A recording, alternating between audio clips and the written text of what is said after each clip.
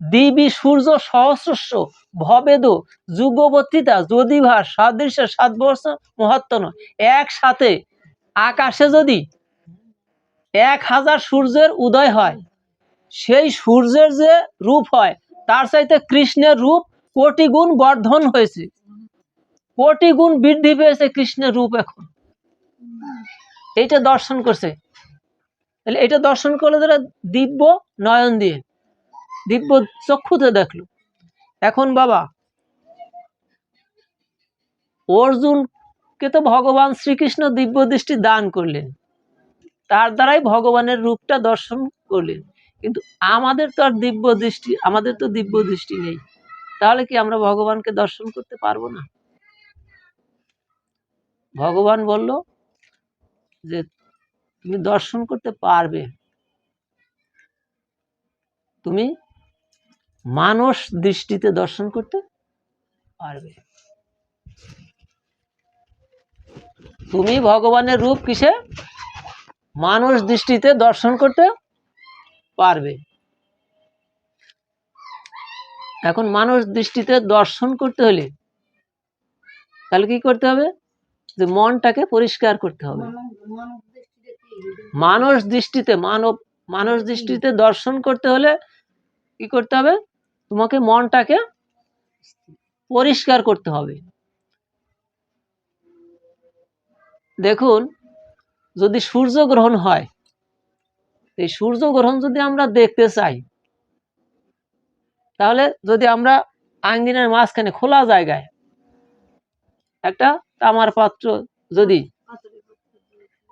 যদি আমরা কি রাখি?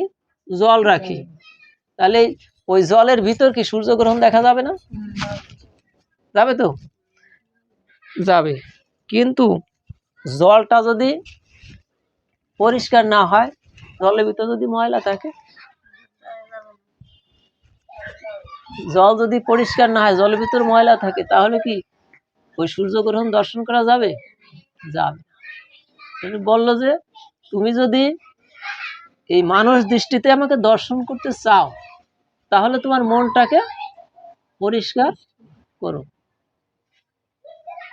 মন পরিষ্কার যখনই হবে, তখনই তুমি আমাকে দর্শন করতে পারবে।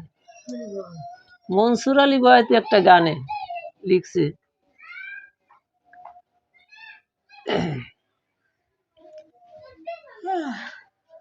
লিখলো যে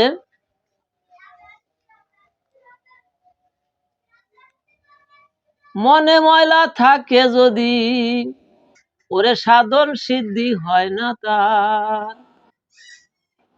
মনে ময়লা থাকে যদি, সাধন সিদ্ধি হয় না তার। হিংসায় আর নিন্দা ছাড়ো, মনটা করো পরিষ্কার। এই যে মনটা অপরিষ্কার হয় কিসে? হিংসা, নিন্দা। এটা তোমার ভিতর থেকে তুমি পরিহার করো। এটা যদি তুমি পরিহার করতে না পারো, সারা জীবন সাধনা করলেও সাধন কখনো সিদ্ধি হবে না। সারা জীবন সাধনা করলা, কিন্তু একটা জায়গা পরিষ্কার হলো না, মনটা পরিষ্কার হলো না। যাগ করো, যজ্ঞ করো, হোম করো, তপস্যা করো, যা কিছু করো না কেন, যতক্ষণ পর্যন্ত ওই মনটা পরিষ্কার না হবে, ততক্ষণ পর্যন্ত ভগবানের রূপ দর্শন করা সম্ভব নয়। এই জন্য এইটাকে আগে পরিষ্কার করতে হবে। বললো যে গুরুর কৃপা হলো, সাধুর কৃপা হলো, গোবিন্দেরও কৃপা হলো, কিন্তু একজনের অভাবে সব নষ্ট হলো। সেই একজনকে, সেই একজনই হচ্ছে মন। মন যতক্ষণ পর্যন্ত সঠিক জায়গায় না আসবে, মন ততক্ষণ পর্যন্ত ভগবানের রূপ সারাটা জনম সাধনা করে দর্শন করা যায় না। এবার অর্জুনকে বলল যে তুমি দেখো। অর্জুনকে কৃষ্ণ ভগবান জিজ্ঞেস করলো যে তোমাকে তো আমি বিশ্বরূপ দেখতে বলছি, তুমি কি দেখতেছো? তুমি কি দেখতেছো? অর্জুন দর্শন করলেন তার যে সখা কৃষ্ণ, মুহূর্তের মধ্যে তার একটা পরিবর্তন হয়েছে। এখন যে মূর্তিটা ধারণ করছে, বিশাল একটা মুখ